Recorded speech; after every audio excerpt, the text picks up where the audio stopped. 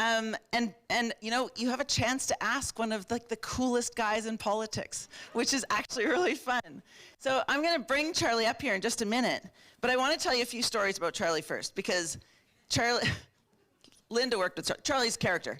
The first thing one of the first pieces of advice Charlie Angus gave me when I first got elected was, don't write down your speeches. You'll waste so much time. Like, just wing it. And which I do now, Charlie. But also I will say, you know, I was the whip in the last parliament. For those that don't know, the whip is the one that's supposed to make sure people are in the house, that people are voting, that they're doing what they're supposed to do, that they're saying what they're supposed to say. That's not easy with Charlie Angus. And we've got this little pub in Ottawa that the NDP go to all the time. Jack Layton used to pour pints there. You know, we got a bit of a history there. And I'm not going to lie when I say there was a couple times when I phoned Charlie to say, hey, are you coming to the house? And he may or may not have been at Brixton's. It may or may not have been the case. You know, Charlie has been one of the people in our parliament that has consistently stood up for human rights. You know, consistently stood up for the rights of workers, for Indigenous people, Indigenous children in particular. He has been a powerful, powerful voice in our politics for over 20 years. And watching what he has done since leaving politics, I think it gives all of us in politics a little bit of hope. There is life after politics. And Charlie, this feels to me like this is Charlie in his most unabashed form. This is the true Charlie with no whip telling him what he can and cannot say. It's politics without the guardrails. So I'm so happy to have Charlie here today. He is such a dear friend. I'm so honored by his support. I'm so honored that he took the time to come to Edmonton and talk to you tonight. So Charlie, I'm going to hand it over to you.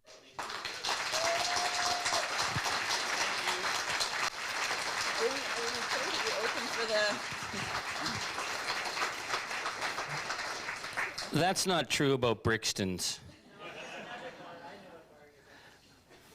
It was just so stupid in there. I just couldn't sit there for another minute, so I said that I wasn't feeling well. And then there was a vote, and then you have to vote. I am thrilled to be here.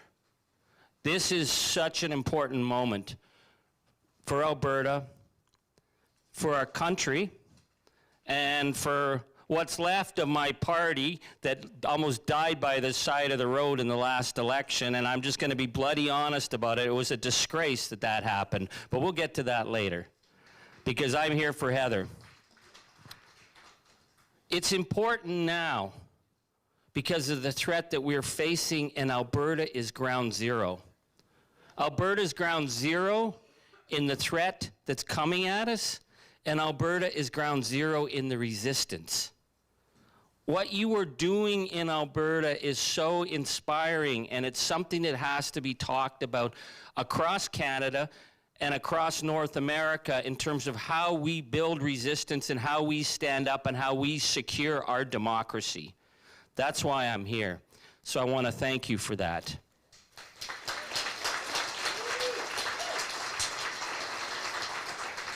Heather had asked me to come out. She said that the timeline was running short on the memberships. We were talking with crews in Calgary who were doing the recall movement. They said that the clock is ticking on recall, and if we were going to start to throw some of these bums out, that we needed to get people moving as fast as we could. So on December 23rd, I said, great idea. We'll do it. And Jan on my team said, you know everything's shut down over Christmas. I said, don't you worry, the good Lord's going to find a way to get us to Alberta. And everything was shut down over Christmas. So we found a senior center in Calgary that was willing to rent to us at the last minute. And we sold out in 48 hours in Calgary. It's pretty much the same thing here in Edmonton. Because people understand what's at stake. So it's been an honor, and we're going to be down in Calgary tomorrow. We are traveling across the country, and I didn't expect that I was going to be doing this in my retirement. But we're seeing a threat that is an existential threat to democracy. And I'm going to talk a bit about the threat, but I'm going to talk about the hope, because the hope is vital. You know, there's days when I wake up and I don't want to look at what's happened overnight. And I know you are too. You doom scroll. Stop that. It's not healthy. Let me doom scroll and I'll give you a way out. Okay? That they are going to take Greenland. We're going to do it the nice way or the hard way. That's the voice of a gangster. And I've been told that I was the first to use the term gangster fascism. I'm not sure if I am. I'm not taking credit for it. But it's really important to understand the gangster nature of MAGA and the gangster nature of the right wing. That this is a massive grift. And Donald Trump threatening to take Greenland, saying we'll do it the easy way or the hard way. He sounds like one of the Jersey mobsters that his family were involved with for decades. This man is a criminal. The mainstream media never talked about that. The man is a criminal. He has lived off dirty Russian money for decades. He's a sexual predator. He's a convicted predator. And yet he has now decided to destroy what's left of the world. The alliances it took 80 plus years to put into place. You know, I didn't know how important those alliances were. Just like having grown up in penicillin, I didn't know how dangerous measles was, because you thought those things had been dealt with. You just couldn't assume that these things would come back. You know, my grandmother knew. My grandmother was the ward nurse in Timmins on the children's ward, and she talked about polio. She talked about rubella and diphtheria, and she was traumatized from the children that she dealt with. And I would say, "Oh, Nanny, that was back then." She'd say, "You have to remember." Now we know why we have to remember. Because measles is back, and it's back here. Not because it was natural, it came back because of political stupidity and meanness and vindictiveness, to play to a base, to make children sick. And the international rules-based order was something I just thought was always there. Well, it wasn't. And I didn't know that until I was at Juno Beach with the veterans and seeing the graves. And it changed how I saw politics forever. It changed me in everything I did after that. I was walking through that graveyard at Benny-sur-Mer and seeing the names. Regina, Regina, Regina, Winnipeg, Winnipeg, Winnipeg, Montreal, Montreal, Montreal. Seeing 11 million people population that sent our kids over there to fight and to die. The immense sacrifice. Like, you have to see how many people we lost. And we never talked about it. Our fathers and our grandfathers came home, and it was never talked about. The Americans came back, they were the greatest generation. You know, the Band of Brothers, we heard all their war stories. I have no idea what my uncles did. All I know is that they came back, and all of them died young. So we didn't know about the international rules-based order, so we assumed it would remain. And now it's under threat. Because of a gangster. Well, actually, because of a couple of gangsters. Vladimir Putin and his murderous invasion of Ukraine, a gangster. Benjamin Netanyahu, who decided that genocide was the one way to stay ahead of the courts, and Israel. And how the Western leaders did not stand up. And when the Western leaders didn't stand up at that time, they opened the door that let the monsters in. Because either you have the rule of law or you have darkness. And we went along and got along and thought, well, it'll all somehow hold up. and then suddenly it didn't. So now we see the Allies forming in Greenland to defend a Western democratic nation from threat. What it means is whether Donald Trump attacks or doesn't attack, is that they have established a vision of the world where the gangsters rule. And either we stand up or we kiss the gangster's ring. And I don't know how many of you watch gangster movies. I watch them. It never ends well. Once you agree to pay, you know what happens. And they thought Canada would pay. And I want to say to you how important it is to understand what Canada has done in the last year.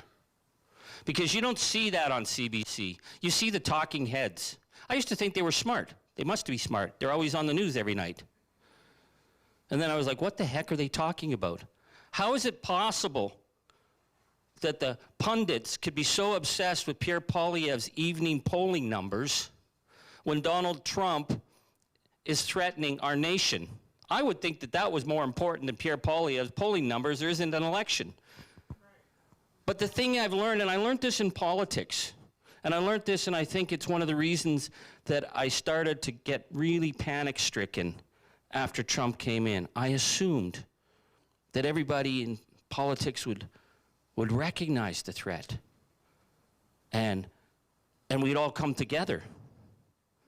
But we know what we know, and what we don't know frightens us, so we discard it. And in politics, you go with what you know, so you hire people who know what they know, and they tell you what they know. That's the whole world of politics. So you stick to your game plan, and you ignore the fact that the beach is slouching towards Bethlehem. And he's going to be Trump as Trump. He's going to do what he's going to do. Don't worry, it's just him being him. And even as he was threatening our nation, there didn't seem to be, from the people that I thought, the intellectual class, the smart people, a recognition of the threat. And there's a reason for that.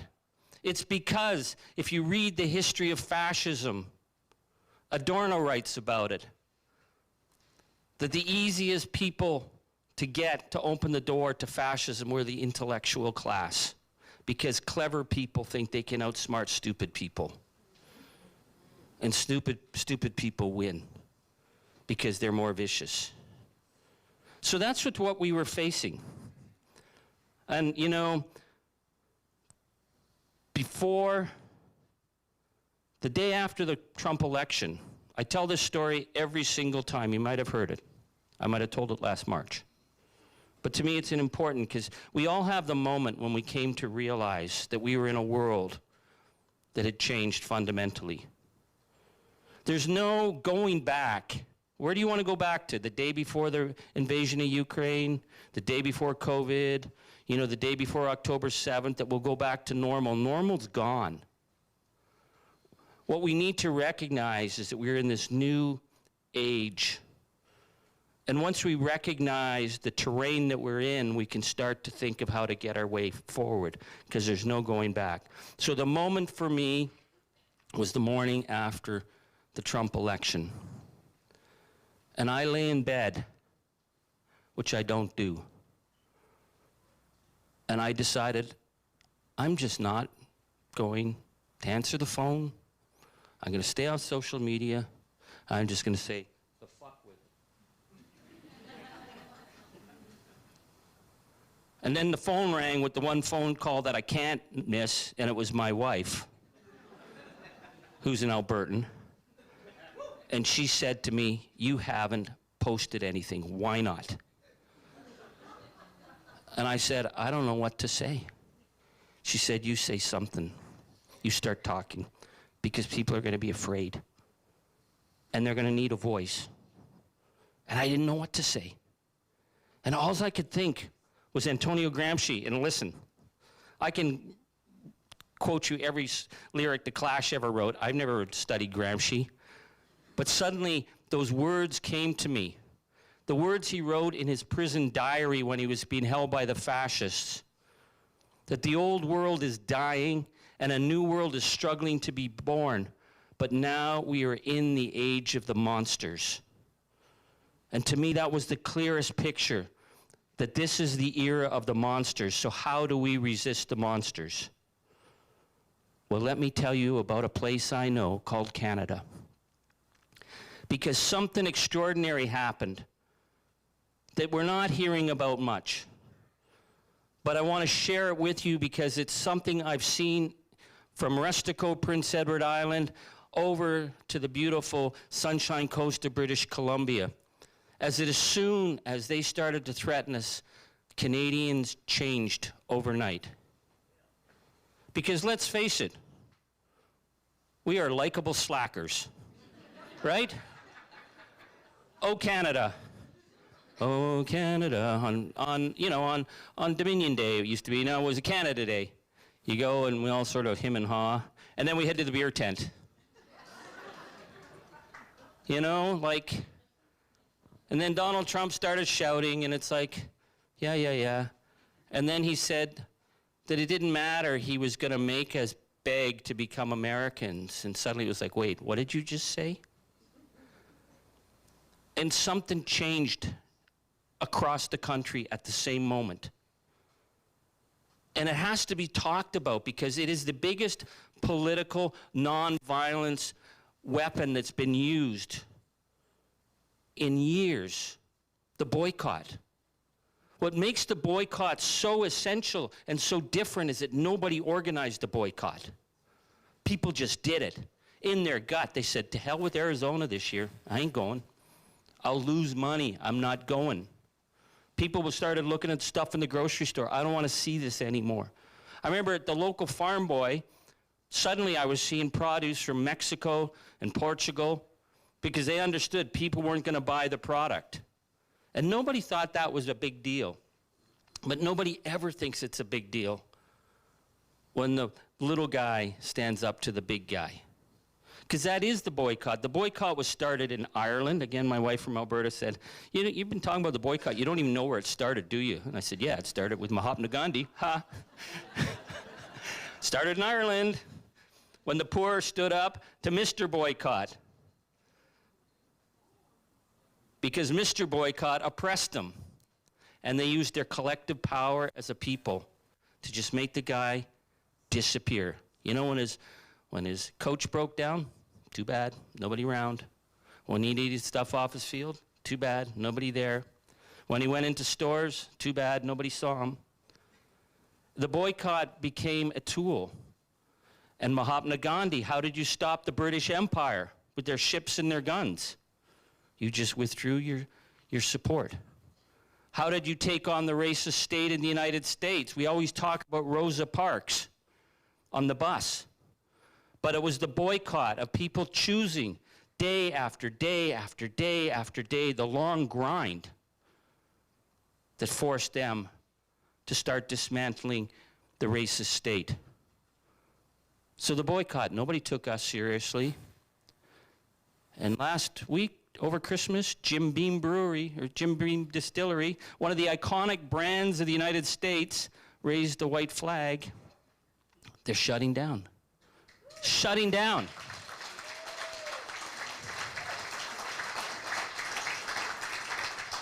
The American export market for wine dropped 96% last year. There's not even a term, there's not even an economic term for something that devastating. We wiped out billions of dollars. We wiped out iconic industries because Canadians said, no, you are not going to push us around. And I'm going to tell you something that you may find surprising. Every day I talk to people across the United States, across the world with our work with Midas Canada. The amount of people from Kentucky who've written to me and said, my son lost his job at this distillery, but you have to keep going because it's the only way we're going to get our democracy back.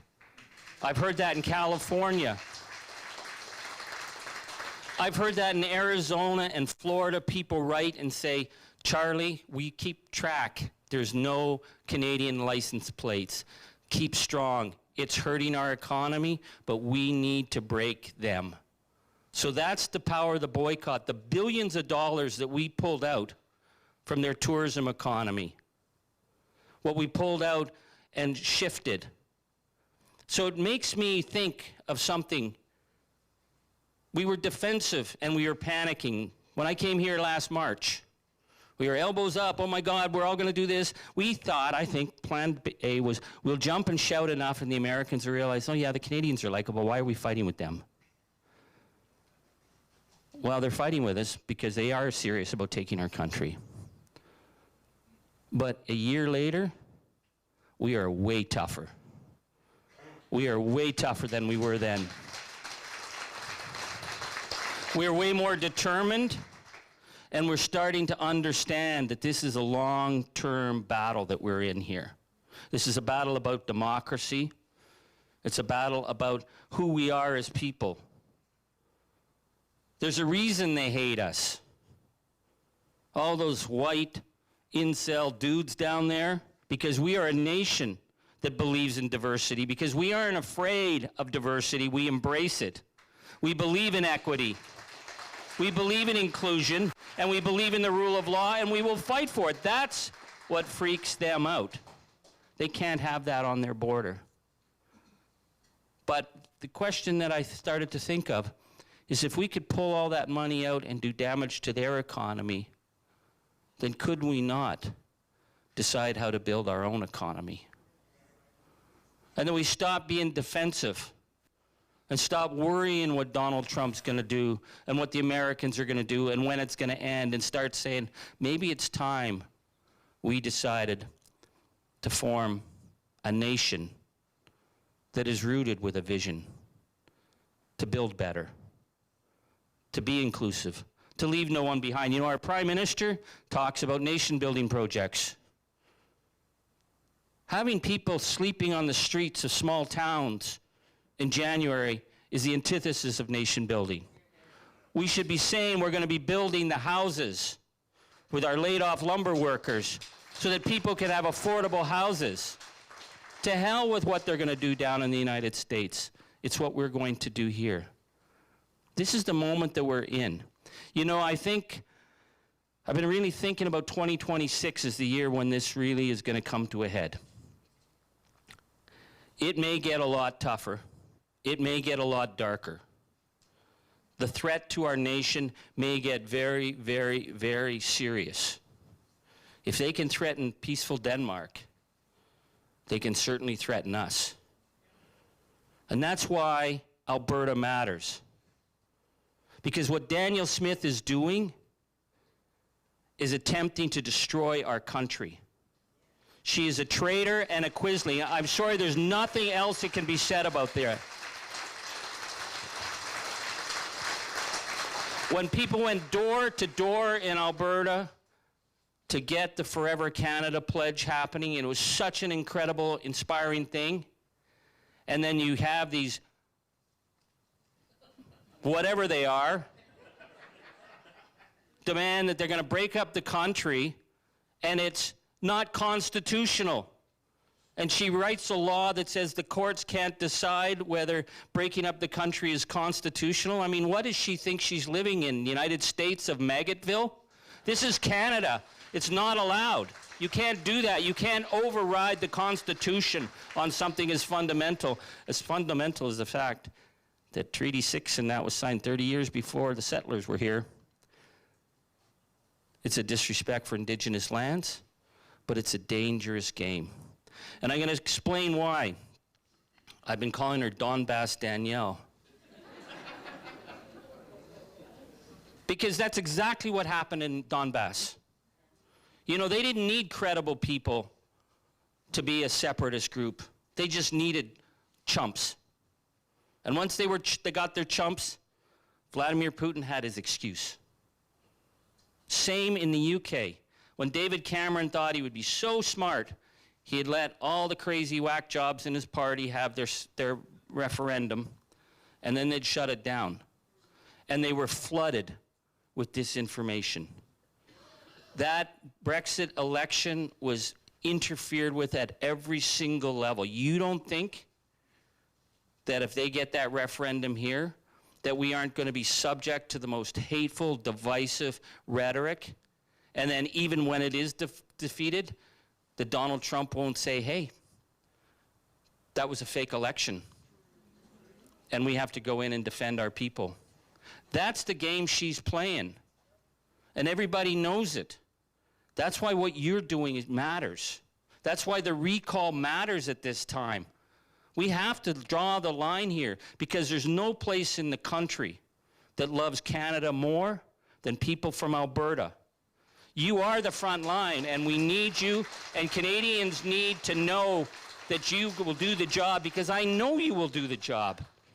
Listen, I'm married to an Albertan, man. When she makes up her mind, it's like, it's just done. It's like, I can say what I want. That's why I'm here. That's why I'm going to be coming back. So we need you to get on the recall. We need you to support a vision of restoring democracy, of restoring trust, of restoring public health care. Alberta was the gold standard for health care, public education.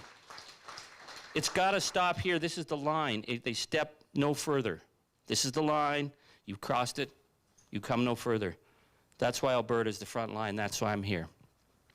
So I want to thank you for that. And I want to say why I'm here to be supporting Heather McPherson.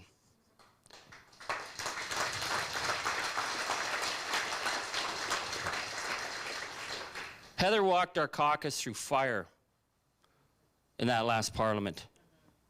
She was the one who got Parliament moving on Ukraine. It wasn't the Conservatives, it was Heather. Heather got us through on Gaza. It was fearless. It was fearless. I have never walked into the House on an evening vote and seen a government collapse before my eyes. Everything's decided beforehand. They couldn't get the vote because one by one, all day in the House, after Melanie Joly said, we're holding the line and we're not going to vote with Heather's motion, one by one, Liberals were coming up and saying, as it got to the plane, to go on the plane this morning, my daughter said, you're going to vote right. Right, Dad? You're going to do the right thing. And they had said, we can't support our own government. We're going to vote with you. And they saw it beginning to break. I've never seen a government break like that. It's because she brought the moral vision. This is about a moral vision of who we should be as people. You can't let children starve. End of story. But I want to also say, in terms of the New Democratic Party, and I ran for the party leadership. I still got the T-shirts and the scars. One of the things I love about New Democrats, one of the things I hate about New Democrats, it's all the big ideas. I mean, we got boxes of big ideas. We got boxes of ideas going back decades. We still haven't even unpacked all the boxes. So every time we lose, the solution is we're going to come up with bigger ideas. And we're going to be bolder. And we're going to be, we're going to get a firmer line. And then they'll come to us. Well, why aren't we going to them? That's what New Democrats do. I was approached, and I like everybody in all the teams, and I've met everybody, and I've offered advice to everybody. I said, call me anytime, I'll share my thoughts. But I always get the feeling we want to get a better class of party. We want smart people, and we want intellectuals, and we want cool people, and we aren't the cool kids, okay? We're not. We never were. Nobody's taking us to the prom. Get over it. But what I feel at the end of the day is I want a party that when you go into the no frills, the woman behind the counter says, you've got my vote because I can trust you. That's, to me, is what being a New Democrat is. It's not she's going to be wowed by all our big ideas and our new platforms, politics is about trust. Politics is about a relationship. And people don't have to always agree with you. You know, when I used to run, I'd go in the coffee shop and there'd be the old guys. Oh, here comes the politician.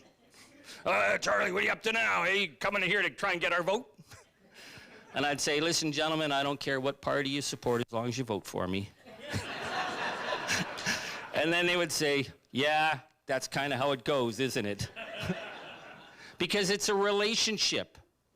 Politics is about a relationship of trust, and once people trust you, they give you a mandate, and that mandate is to fight like hell for them. That's why I'm supporting Heather McPherson. No ifs, ands, or buts. And I say that at a time of the conflict that we're facing. We can't be divided in this country. So it's going to take a special kind of maturity, a special kind of leader to say, yes, there are times I'm going to stand beside the Prime Minister because our nation needs us to be unified. That's an important thing to be able to say. I spent my life in partisan politics. It kills me to say that. But I know that there's a bigger threat out there. We are not going to be divided from each other. But a functional parliament requires accountability.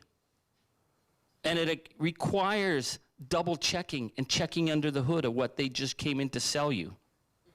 And our Prime Minister has made some serious mistakes, rookie mistakes.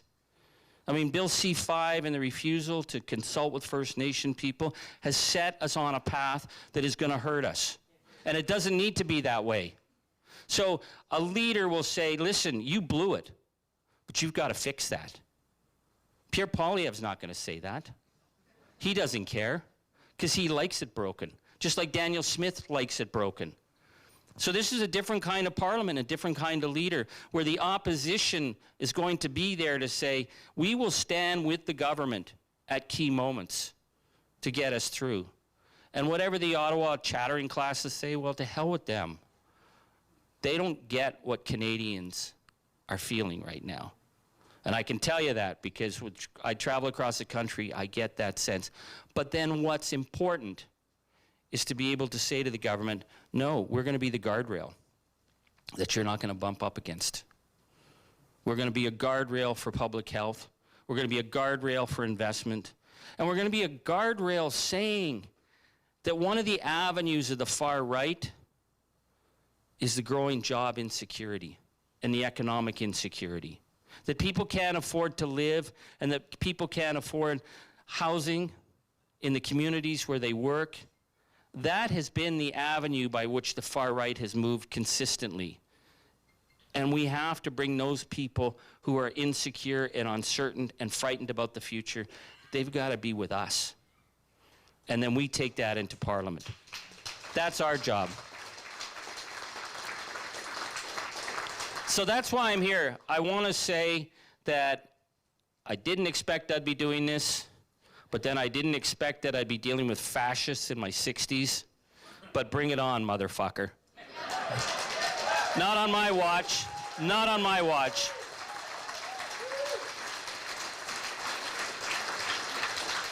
We are going to hold the line because we are a nation that is rooted in something that is worth defending, and we will defend it. We will stand up for a vision that people around the world call me every day and they say, we are watching you, Canada. You're inspiring us. We believe that we can do it because you're doing it. We're holding a line that's a fragile line, but I can tell you that the world is counting on Canada at this time, and we will deliver because we come from a long, long line of fascist fighters, right? And we will not give in now, not ever, because we are a nation that is true, north, strong, and free, and we'll always be true, north, strong, and free. So you guys have a job, we've got a job, and we're going to get that job done. We're going to get Heather elected, we're going to get the recall going, we're going to support public education in Alberta, and we are going to stop the MAGA machine here in Alberta. We're going to stop it dead. Thank you very much. Thank you.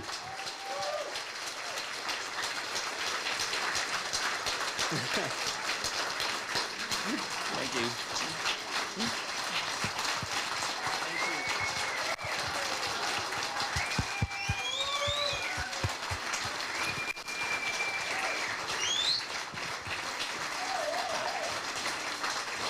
All right. NDP, NDP, NDP. I got back to being an anarchist. You guys, that was awesome, Charlie. Thank you so much. We're going to stay up here. I'm going to try not to do that again. We're going to stay up here and take a few questions from folks. So we've got Charlie here. We've got him. You've got him as a captive audience. So let's take a few questions from folks in the crowd. We've got, I believe, a mic that is going around. Nadine is there with the mic. So if you have a question for Charlie and I, let's take a few questions now. Sure. Nadine, you're up. I think we've got somebody over here wearing orange. Right there, and then I'll come back to you. We've got somebody here up at the front. There was a person over there waving in purple. I'll hold your mic. Good evening, everyone, and thank you so much, Heather. And we love to see you as the leader of NDP party. I met Heather through our Sudan lobby week in Ottawa, and when I say that she's the right person for the job as the NDP leader, that is true. Heather is a very great person, smart, caring, and everything. So I have one question. All this evening, people talking about the situation in Ukraine and Gaza and Venezuela, but Sudan is forgetting. Yeah. Yeah. For sure, like as a Sudanese people, that is hurting us so much. And we are see that is the Canadian media, they never brought Sudan situation anymore. And also our government, liberal government is also forget us. Yeah. So what the NDP will do after you be elected as the new leader to care in the situation of the Sudan and how we can make a peace coming together? Yeah, thank you. Thank you. I don't know why this is happening. Anyone? Oh, there we go. I think we're okay. Sorry, everyone. I hope your ears are okay. So thank you. First of all, thank you for that question. This was one of the things that, for me, was one of the most shocking things when I started to be the foreign affairs critic. So we know the war in Ukraine started. Russia illegally invaded Ukraine, and the Canadian government said unlimited Ukrainians could come to Canada to flee violence. And that's, for me, I was so proud of our country at that moment. But then we heard 90,000 Afghans can come. And then we heard 5,000 Palestinians could come. And then we heard 500 Sudanese could come. And I don't know about you, but that sounds an awful lot like putting a price tag on a human life. And that somehow the foreign policy in this country has meant that some people's lives mattered more than others. That all of a sudden, human rights weren't human rights for every single person. They were human rights for some and not for everyone. And that's not the Canada I believe in. We don't need to be going down a path where our foreign policy in this country is a pale shadow of what Donald Trump is doing and what the US does. We have got to be the Canada we should be. Folks have heard me say this before. Lloyd Axworthy took me aside in Ottawa and told me that the New Democratic Party is the only party with a morally defensible foreign policy. And it is because we recognize that human rights are human rights, and we have to be doing what we can to protect everyone equally. We have to recognize that equally. So for Sudan right now, first of all, let's stop sending weapons to the countries that are fueling this conflict.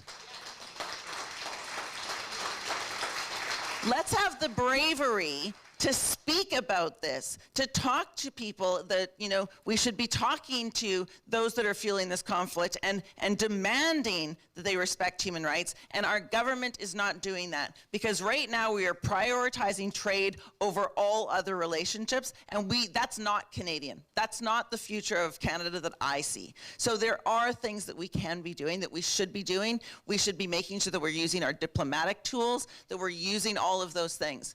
You know, I'm not opposed to an increase in defense spending. Up to 5% was way more than this Prime Minister asked us for in April. But don't do it at the same time that you cut $2.7 billion in international development. Don't do it at the same time that you don't live up to your obligations on peacekeeping. The same time that you're cutting diplomatic ties. All of those things are tied, and we need to be working on all of those things. And that's some of the solutions that we can bring forward to conflicts like we see in Sudan.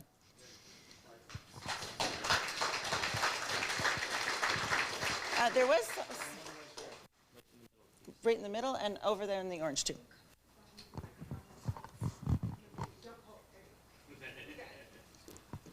Don't do it. Okay, I got you. Thank you. I'll hold it. Some waters. Okay. This was the one. Yeah. First of all, I want to thank Charlie and Heather for the work you guys do, and please give them another round of applause, because it takes a lot. It takes a lot to put yourself out, and Charlie was the first Canadian to stand up and say no. Thank you, Charlie. Thank you. So now my point is, Donald Trump has his plan. Where is the NDP plan? Where is the Liberal plan? Where is the Democratic plan? No wonder they're winning, because they got a plan, right? Where's our plan?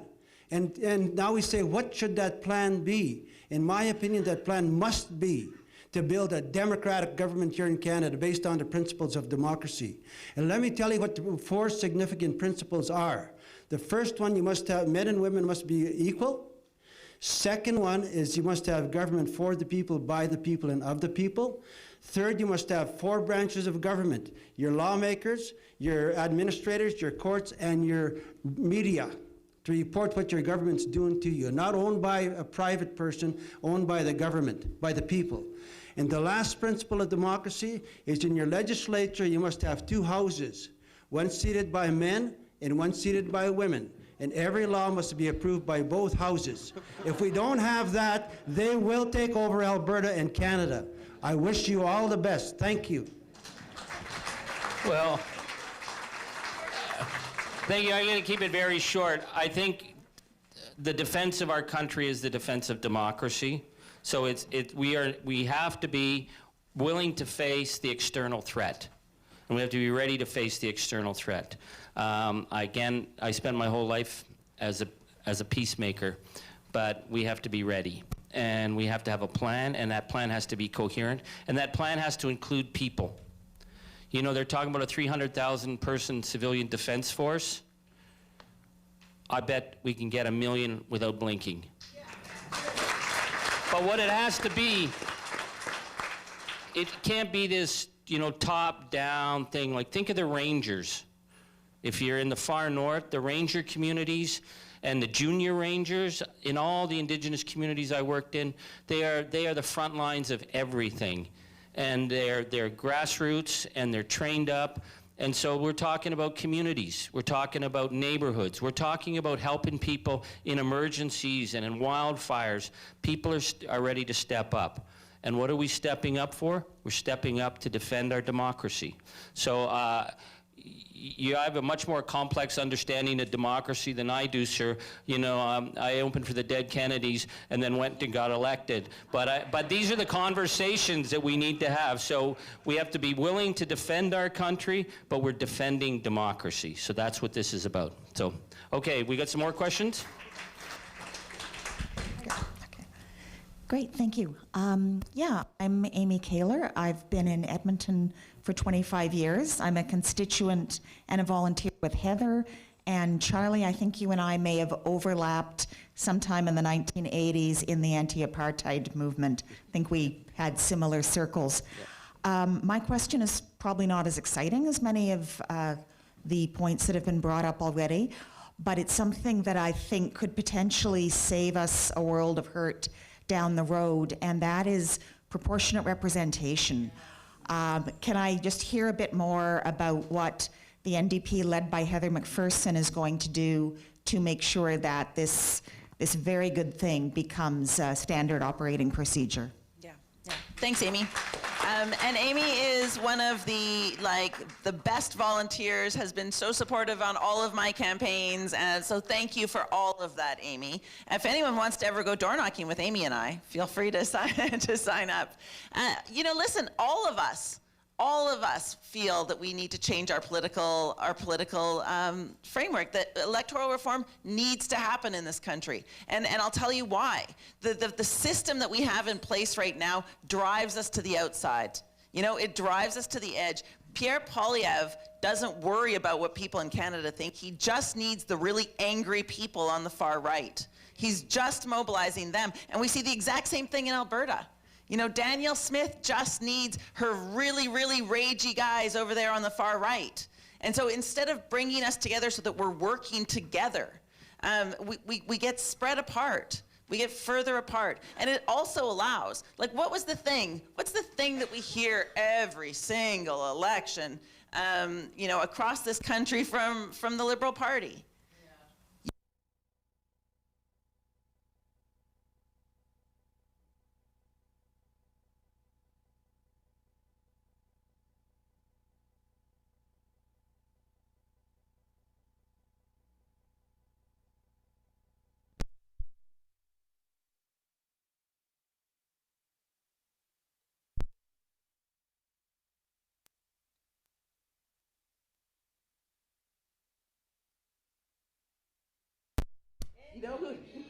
You know who can beat Conservatives across this country? It's the NDP. In so many ridings in this country, those ridings are blue-orange, and it's us that can beat the Conservatives. So we need to be talking to Canadians.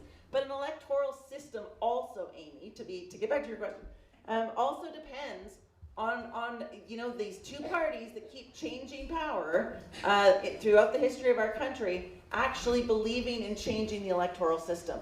And unfortunately, we have people like Justin Trudeau promising us over 1,000 times to change the system, and then as soon as he's in power, didn't. So we do need to change it. Other countries have vastly better electoral systems than we have. It would make our democracy stronger, more robust, more able to deal with the threat that we are facing from the outside. Put as much pressure as you possibly can on the Liberals to actually make that change.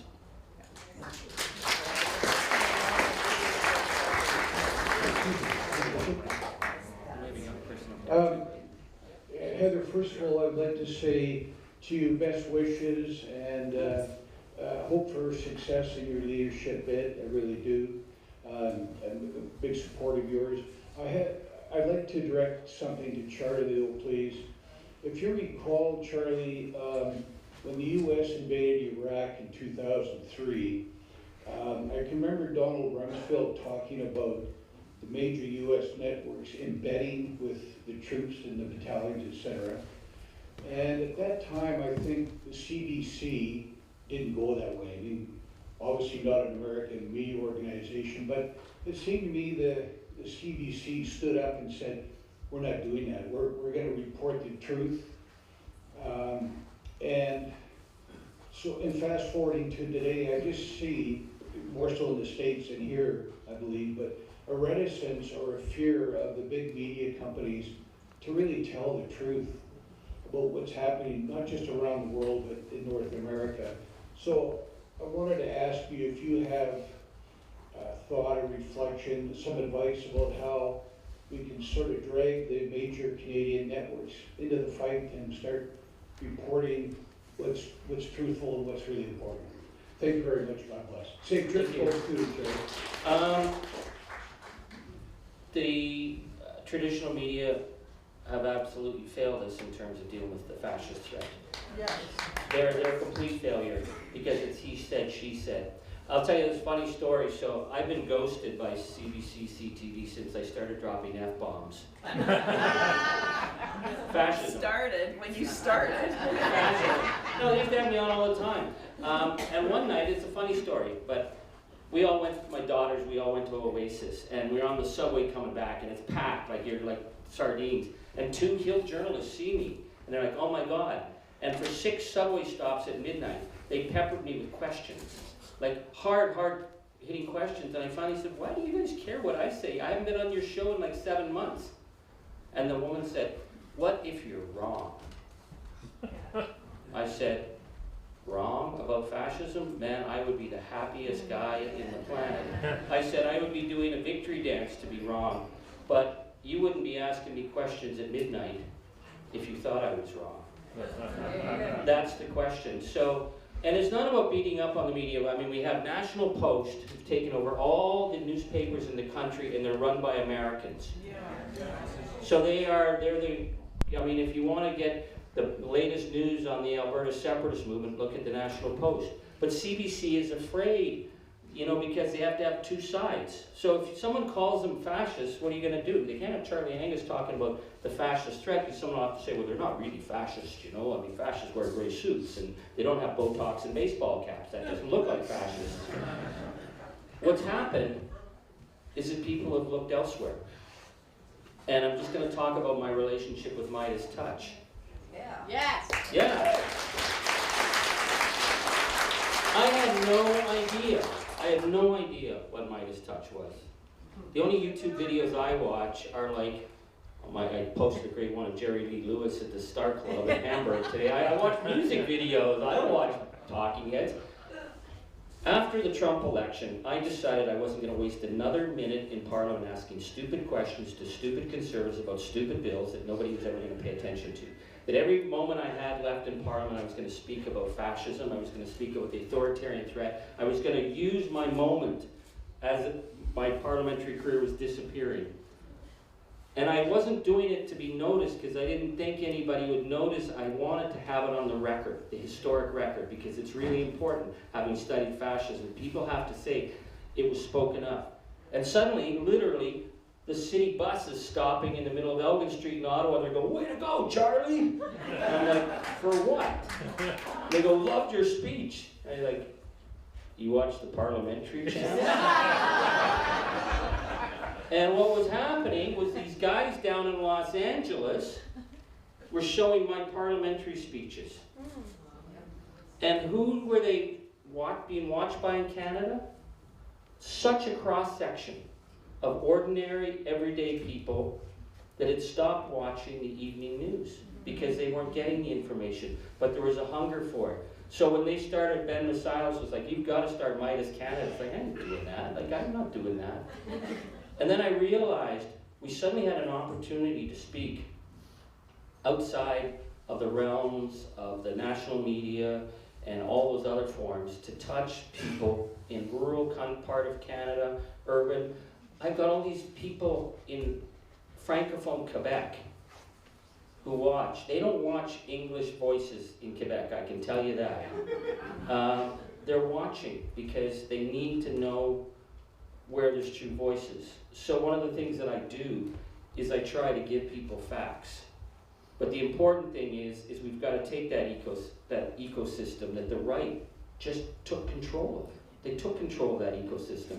We've got to take it back. So I don't know what I can say. I think a CBC mandate review is long overdue to restore vision for our national broadcaster. We have to have a national broadcaster, but I don't think we should continue to pay if there's no vision. There has to be a vision. So that's something, but I'm not in politics, so I don't have to worry about that. So I think we'll take 2 more questions. We have someone here, and I want this young person over here because I think we got to hear a young person's voice.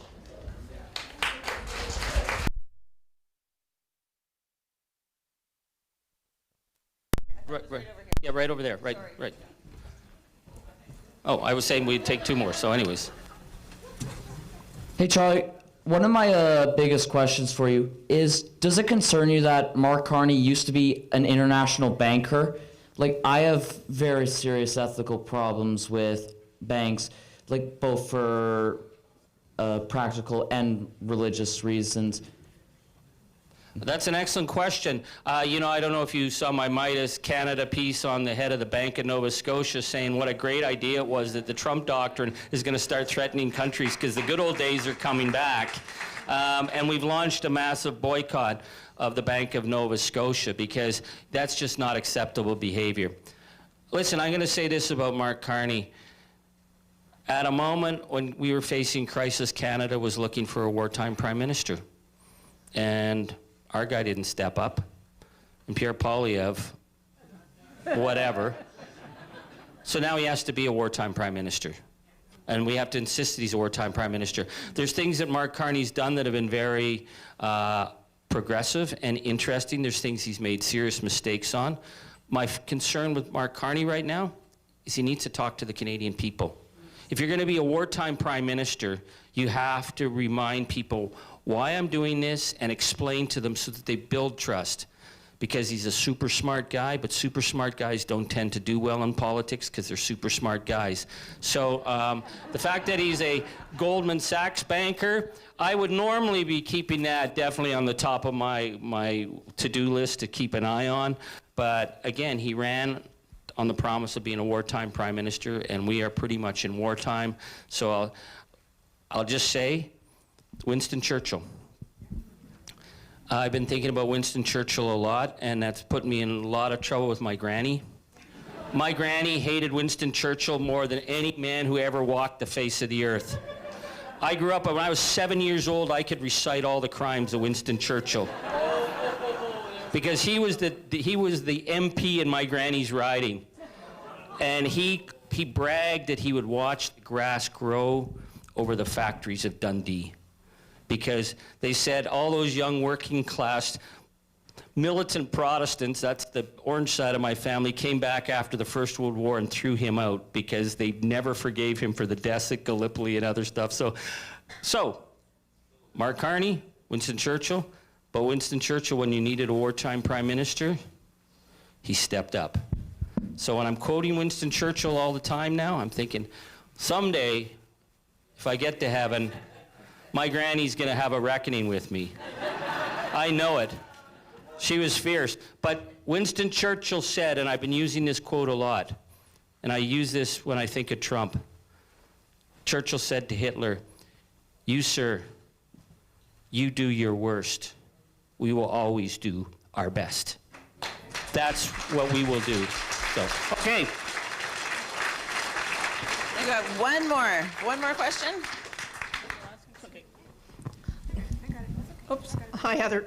And Charlie. I introduced myself as Maggie McGinn. I'm the daughter of our federal member of she's the Liberal Secretary of State for seniors. But she was previously the minister in the NDP government for the status of women in Service Alberta. She was one that got the X designation put on legal documents in Alberta, and something that I think hopefully most at least NDP people will support. And when we talked about the representation by population, I mean, my father was a World War II veteran who was, part of the invasion of Normandy and was injured in the war. He was a Liberal supporter all his life. My mother, when she came over from England, and they lived on Amherst Island, which is a small island off the coast of Kingston, she voted CPP, and they knew who voted because there was only one new resident. So the precursor of it. So I was, I've been brought up Liberal NDP, like left. My father. I remember our family of 11 living on his wages as a during a strike. So. I'll vote Liberal, I'll vote NDP, I'll vote whoever is ABC. And that's what I'd like us to be able to do, but I also want a very strong opposition. And so I wish that the NDP had been that strong opposition. So I support the NDP 100%. I also support the Liberals 100%. I just want a strong government and a strong opposition. But That's can great. We please, That's- yeah. can we please stop the Ottawa rhetoric, because that's creating more could we just use, instead, drop the word Ottawa and start using federal yeah. So thank you. First of all, your daughter, your other daughter, is often the person who serves me when I buy groceries at Safeway, and she's an excellent athlete, and I'm really proud to be her friend. But let me talk about this a little bit. Listen, I'm an opposition member of Parliament. You know, my job is to hold the feet of our government to the fire. My job is to hold this government accountable. That's why we need it. Like, listen, I mean, I get it. I get the message that this is uncharted territory, and I get that. And I'm really proud of what we've done as New Democrats to increase dental care for 6 million Canadians across this country. You know, I am so proud of the things that we were able to get accomplished when we worked with the Liberals. But my job is to hold them accountable. So I am going to call out Mark Carney when I don't think he is doing the right thing, because it's my job. You know, when he promises to spend twice as much on housing during a national housing emergency than he gave us in the budget, when he lays off 15% of the public service when people can't get the services they need, those are things that's my job to call them out. That's what I do. That's what I do for a living until I'm government, frankly. So listen, we're going to continue to do that. We are not the same as the Liberals. New Democrats are not the same as the Liberals.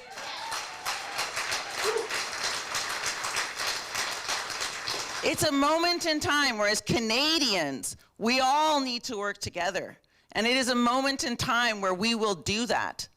But as a New Democrat, I am a progressive that will stand up for the progressive values that New Democrats all across this country are fighting for. And so for me, that's very, very important that we recognize that. Thank you. And I think we're going to... Okay, we'll just do that. Yeah, and you know, since I've been on the road, my message is Canada. And one of the messages I've been getting, I am amazed at how many people from many parties are coming and saying, we've got common values. And that's what I'm here for, and that's why I continue to do this. But part of those common values is establishing a credible House in Parliament. And after watching Pierre Poilievre for 21 years, I'm done with that guy.